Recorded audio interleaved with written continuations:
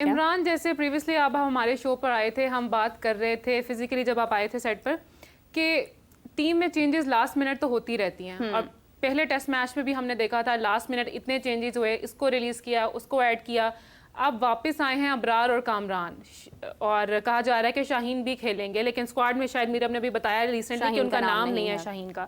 तो आपको अब क्या लगता है कि ये फाइनल है? क्योंकि कल मैच है, लास्ट मिनट तो हमें कुछ भी नहीं पता चलता, क्या पता 2 घंटे पहले कोई फिर चेंजेस आ जाए, क्योंकि 12 लोग हैं तो एक ने तो जाना ही है।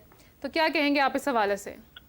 देखिए, पहली बात तो ये कि आज प्रैक्टिस थी कौमी क्रिकेट टीम की और बांग्लादेश की टीम की, और वो बैरस जो है, वो जो प्रैक्टिस है वो थोड़ी देर पहले ही ये अनाउंस हुआ था प्रैक्टिस से कि ये प्रैक्टिस जो है वो कैंसिल कर दी है, क्योंकि बारिश ने फिर से जो है वो अपनी एंट्री की है। तो फिर मैं यही कहूंगा कि कल तक का तो कोई पता नहीं है कि मैच भी टाइम से शुरू हो पाए या नहीं हो पाए। हमें तो पहले इस बात की फिक्र होनी चाहिए, क्योंकि इस बार फिक्र इसलिए ज्यादा होनी चाहिए क्योंकि अब अगर बारिश आई तो शायद सीरीज हमारे हाथ से चली जाएगी, क्योंकि अब आप ये नहीं कह सकते कि बांग्लादेश की टीम बड़ी हल्की है और हम इसको आराम से जो है वो हरा देंगे। अब आपको सबसे पहला टारगेट उसको बराबर करना, फिर जीते की तरफ जाना। तो आपका जो सवाल था कि 12 जो है वो हमारे सामने आ गए हैं, जिसमें शाहीन का नाम नहीं आप कह रही हैं। तो आप ये भी मत सोचें कि जो इब्रार और कामरान गुलाम हैं वो दोनों खेल लेंगे।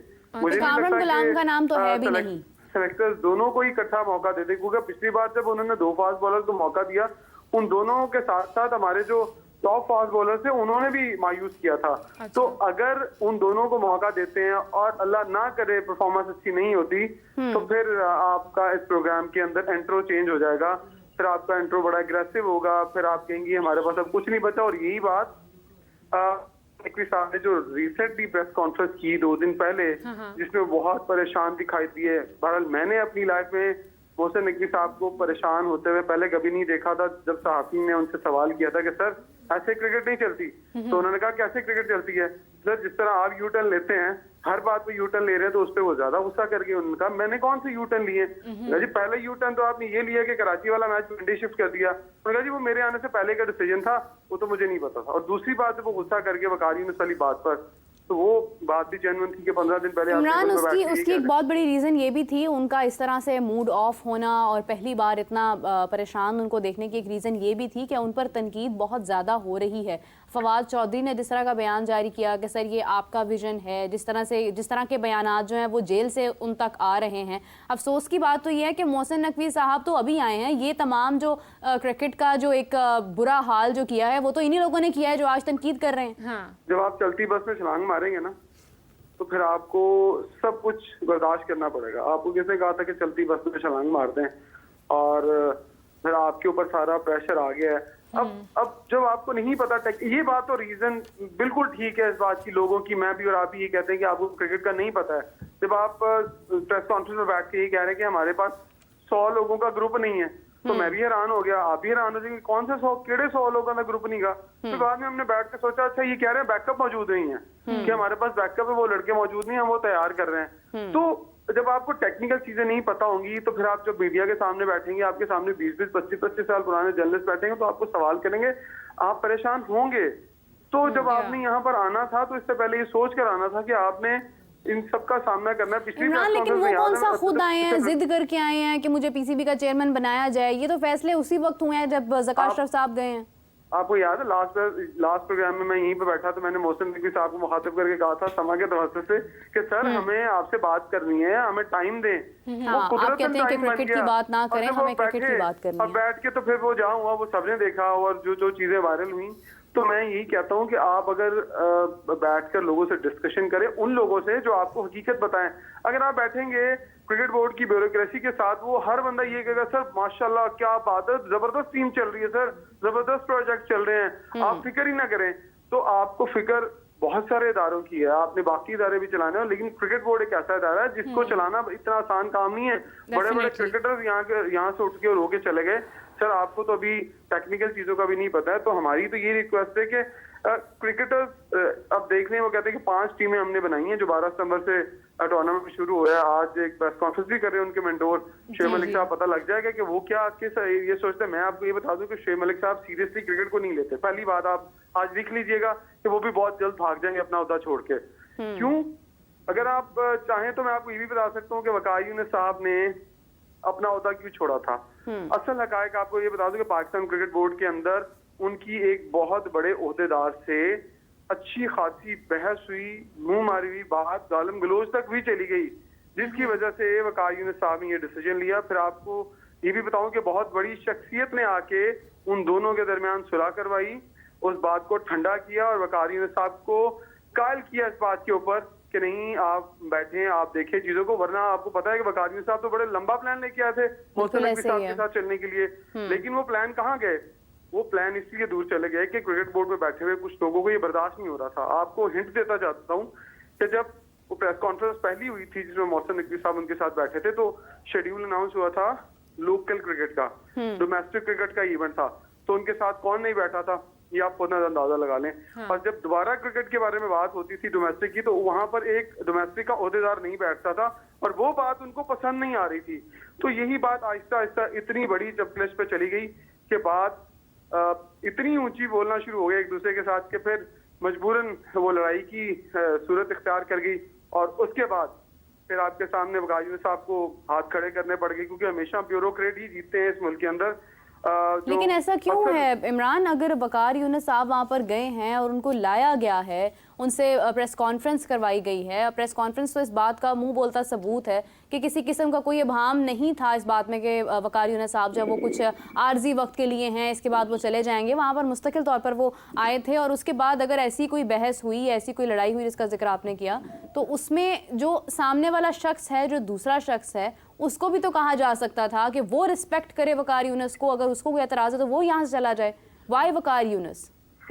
आप वकार यूनुस की बात करें, पाकिस्तान क्रिकेट बोर्ड के अंदर इसी तरह के बहुत सारे लेजेंड के साथ इस तरह का रवैया अख्तियार किया जाता है, जो कि मजबूरन जो पाकिस्तान क्रिकेट बोर्ड के अंदर ब्यूरोक्रेसी है उसके आगे घुटने टेकने पर मजबूर हो जाते हैं। क्योंकि जो स्टार होता है उसे अपनी डिग्निटी, उसे अपनी इज्जत ज्यादा प्यारी होती है। वो नहीं चाहता कि वहां वो जिसने दुनिया में राज किया हो, जिसने एक बहुत बड़ा अरूज देखा और वो वहां पर जाकर एक ऑफिस के अंदर बंद हो जाए और फिर उसको अच्छे से डील भी ना किया जाए और फिर पूरी बिल्डिंग के अंदर पूरा स्टाफ जो है वो उनके बारे में मुख्तलिफ बातें करे, उनके लिए लॉबिंग की जाए उनके खिलाफ। तो वो जिसने अरूज देखा हो, जो स्टार रहा हो पाकिस्तान का, वो फिर अपनी इंसल्ट को इतना बर्दाश्त नहीं करता, चाहे कोई भी हो।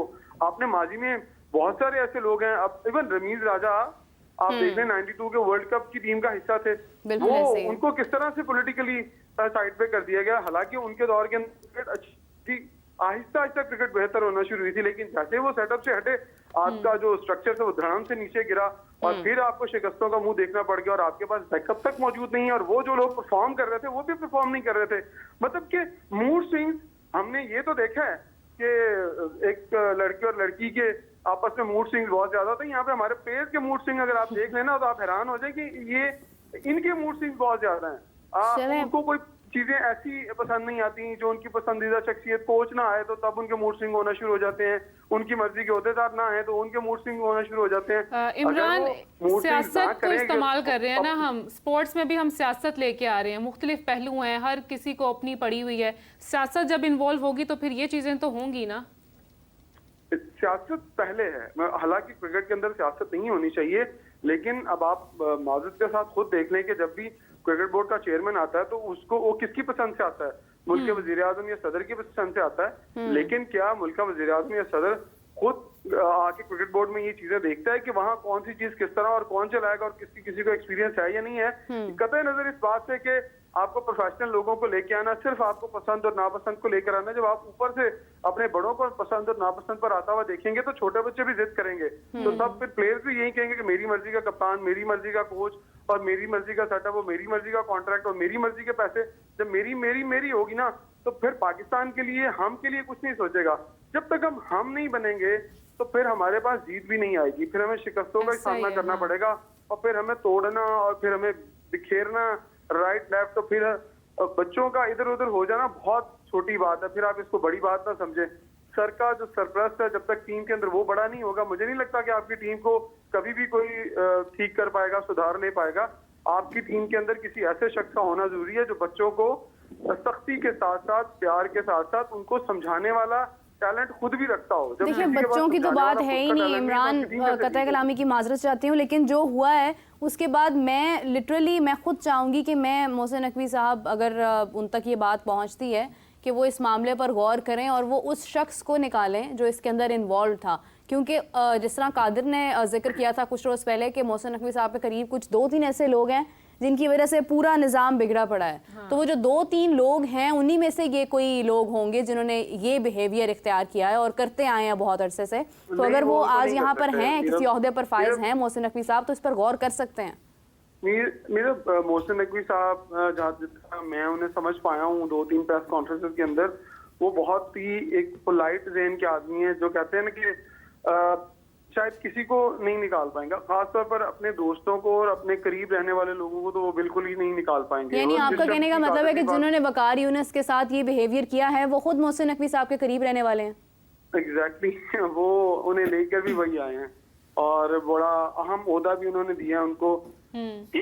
सॉरी, वो ये समझ रहे हैं कि शायद ये उनको अंदर की सारी बातें समझा पाएंगे, अंदर की चीजें बता पाएंगे, लेकिन बड़ी माजरत के साथ वो ना इनको अंदर की चीजें समझा पाएंगे ना बता पाएंगे, क्योंकि वो जिस सीट से उठकर और जिस सीट पर अब आकर बैठे हैं, पाकिस्तान क्रिकेट बोर्ड के बहुत ही ज्यादा ऐसे लोग मैंने सुने हैं कि जो उनके खिलाफ हैं, जो उनकी बात को नहीं सुनना, बल्कि उनको क्रिकेट बोर्ड में वो पसंद नहीं कर रहे हैं। तो क्रिकेट बोर्ड के अगर पुराने लोग, ब्यूरोक्रेसी के लोग उन्हें पसंद नहीं कर रहे हैं, तो आप खुद समझ जाएं कि जिस दिन मोहसिन नकवी साहब इस सीट से हटेंगे तो सबसे पहले उस सीट को छोड़ने वाला शख्स वही होगा।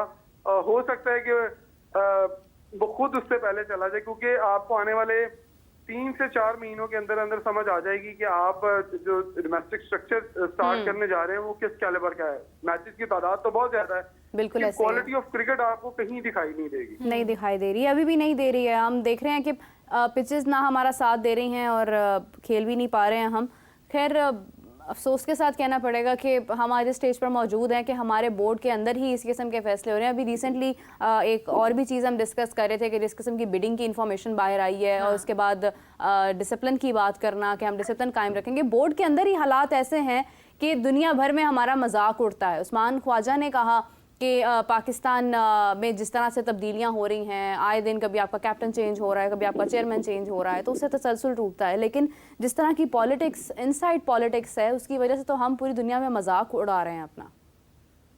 देखिए, आपने बिडिंग की बात की है तो मैं आपको ये भी बताता चलूंगा, जो डायरेक्टर मार्केटिंग अभी जिन्होंने रिजाइन किया है उनसे हमारी बात हुई थी, तो उन्होंने ये कहा था कि वो 1 महीना पहले ही जो है वो पाकिस्तान क्रिकेट बोर्ड को ये बता चुके थे कि वो अपना ओहदा जो छोड़ रहे हैं और उनका रिजाइन एक्सेप्ट नहीं किया जा रहा था। मीडिया में आने वाली खबरें जो है वो खुद से पाकिस्तान क्रिकेट बोर्ड ने जो है वो बाहर निकाली हैं कि उन्हें जो है वो ओहदे से हटा दिया गया है। अगर आप बिडिंग की बात कर रही हैं तो मुझे अच्छी तरह याद है कि PSL के जो पिछले साल के राइट थे, हाँ। वो मैक्सिमम बिडिंग जब किसी कंपनी ने बाहर से की थी, स्पोर्ट्स 5 ने, तो फिर उनकी बिडिंग को क्यों रद्द किया गया था? जब एक सिंगापुर की कंपनी है स्पोर्ट्स की, वो आपको सबसे ज्यादा पैसे ऑफर करके गई, जब आपको इतने पैसे उसने ऑफर किए तो आपने उसकी बिडिंग को क्यों रिजेक्ट कर दिया था? प्रेस्टीज में भी ये लिखा कि सबसे ज्यादा आज तक पाकिस्तान में इस कंपनी ने बिड की है, लेकिन टेक्निकल वजूहात की बिना पर हम हाँ। इनकी जो बिड है इसको नहीं मानते। तो जब आप टेक्निकल रीजंस के ऊपर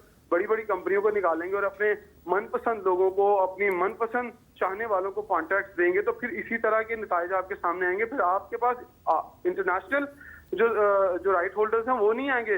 फिर आपने जो शुरू से पाले हुए हैं, जो शुरू से आपने अपने साथ चलाए हुए हैं, फिर वही लोग आपको अच्छे लगेंगे। फिर आपको बाहर के लोग अच्छे नहीं लगेंगे क्योंकि आप प्रोफेशनल लोगों के साथ काम ही नहीं करना चाहते। आप चाहते हैं कि जो आपके पास रहे, आपके पास पले बड़े और उन्होंने सारा अरूज देखा, तो फिर आप उन्हीं को कॉन्ट्रैक्ट देंगे। आप माजरत के साथ फिर आप में इतना हौसला नहीं है कि आप बाहर की या एक न्यूट्रल कंपनीज को भी मौका दें। आपके देख लें पिछले 10 साल में उठा के कि आपके पाकिस्तान की जो ब्रॉडकास्टिंग है वो कौन कर रहा है, एक ही शख्स कर रहा है। अगर मार्केटिंग को देखें तो वो उन्होंने सारा होल्ड किया हुआ है। हाँ पैसा आ रहा है, लेकिन पैसा तो और भी ज्यादा आ सकता था, लेकिन क्योंकि आपने अपने लोगों को अपने पास रखना है, अपने कंफर्ट देखना है, तो फिर आप उन्हीं लोगों को कॉन्ट्रैक्ट देंगे जो आपको अच्छे लगते हैं और जो आपके बहुत करीब रहते हैं। लेकिन इमरान, आप देखें ना, अगर पाकिस्तान में ये सिचुएशन है तो इंडिया में भी यही हाल है। अब जे शाह ICC के चेयरमैन मुंतखब हुए हैं, यूनुस खान ने भी उनको मशवरा दिया है कि वो सियासत से दूर रहें और स्पोर्ट्स में स्पोर्ट्समैनशिप का ही मुजाहिरा करें। लेकिन जैसे हम बात कर रहे थे कि वर्ल्ड कप में भी उन्होंने इंडिया को खासा सपोर्ट किया और अब हमारी चैंपियंस ट्रॉफी भी आ रही है, तो डोंट यू थिंक कि हमारे लिए कुछ मसला हो सकता है आगे जय शाह के ICC चेयरमैन बनने से? देखिए, भारत की तरफ से आपको खैर की तवक्को नहीं होनी चाहिए। आप दूध की रखवाली बिल्ले को बिठा के तो आप कहें कि हाँ आपको खैर की तवक्को होगी, आपको किसी सूरत खैर की तवक्को नहीं हो सकती। आपके लिए मुश्किलात ही आएंगी।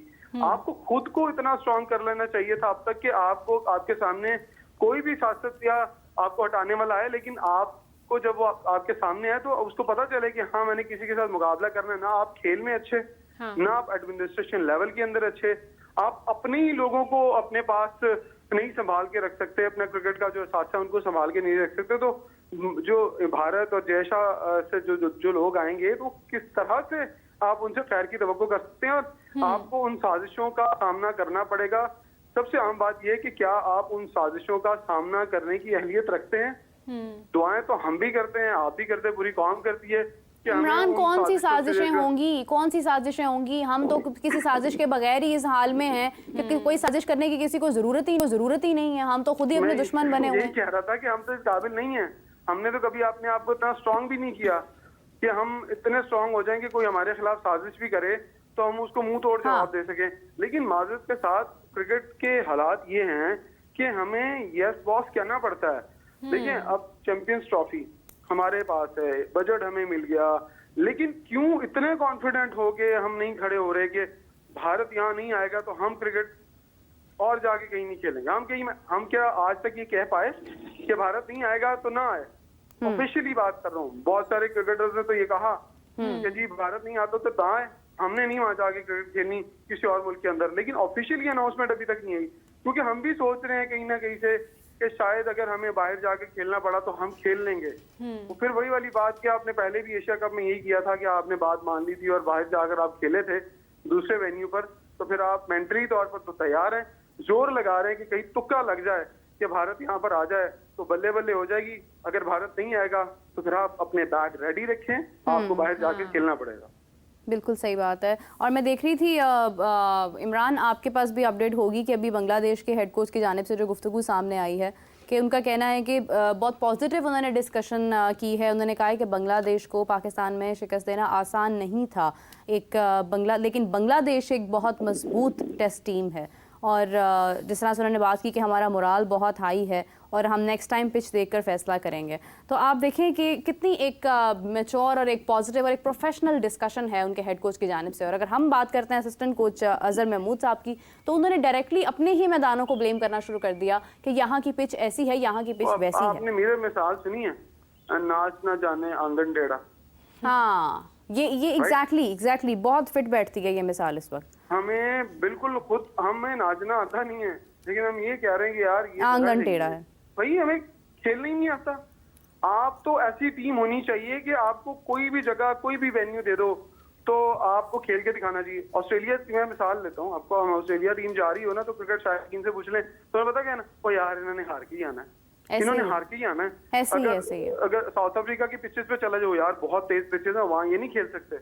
तो जब मेंटली आपके शायकीन, आप खुद मेंटली ये समझते हैं कि ऑस्ट्रेलिया के अंदर ऑस्ट्रेलिया को हराना तो नामुमकिन है, जब आप ये तो पाकिस्तान का जीतना भी नामुमकिन हो गया है अब तो लोगों के लिए आसान हो गया है कि पाकिस्तान में आकर पाकिस्तान को हराना है। मुझे तो लगता है कि जब प्लेयर्स बोर होते होंगे, फैसला करते होंगे, भाई अगला मैच पाकिस्तान के अंदर है, पाकिस्तान को हरा के आएंगे हम, हमारी एंटरटेनमेंट हो जाएगी। Just focus on cricket. जब आप फोकस क्रिकेट पे नहीं करेंगे, आप मुख्तलिफ चीजों पे करेंगे, ग्रुपिंग पे करेंगे, अपनी पर्सनल ग्रूमिंग के ऊपर आप फोकस करेंगे। आप देख लें जो दुनिया की जो छोटी टीम है वो पर्सनल ग्रूमिंग के ऊपर फोकस नहीं करती हैं, वो अपने प्रोफेशनल जो गेम है उसके ऊपर फोकस करती हैं। उन्हें पता है कि उन्होंने जाके प्रैक्टिस करनी। मैं आपको याद है एक प्रोग्राम में मैंने कहा था कि बांग्लादेश का कप्तान क्या बेचारा वो रो रहा था, वो उनके मुल्क के हालात अच्छे नहीं है, लेकिन उन्होंने अपनी कमजोरी को अपनी ताकत बनाया और उस ताकत के साथ वो खेले और उन्होंने पाकिस्तान जैसी मजबूत टीम को शिकस्त दी। उन्होंने बताया कि कुछ भी किया जा सकता है अगर हौसले बुलंद हो, और कुछ भी हो सकता है अगर आप ओवर कॉन्फिडेंट हो। तो जैसे आपकी टीम ओवर कॉन्फिडेंट थी और जिस तरह हमने कहा यूएसए के खिलाफ भी यही हमारा प्रॉब्लम था। इमरान, शकीबुल हसन और उन्होंने मेहनत शकीबुल हसन पर आप देखें कि जिस तरह का एक चार्ज लगा हुआ है, जिस तरह से वो एक पॉलिटिकल और एक लॉ के एतबार से एक प्रॉब्लम का और एक ट्रॉमा का शिकार होंगे, उसके बावजूद जिस तरह का खेल उन्होंने पेश किया, तो आप सोचें कि खिलाड़ी इसी चीज़ का नाम है कि वो खेल को अहमियत देते हैं और वो बाकी तमाम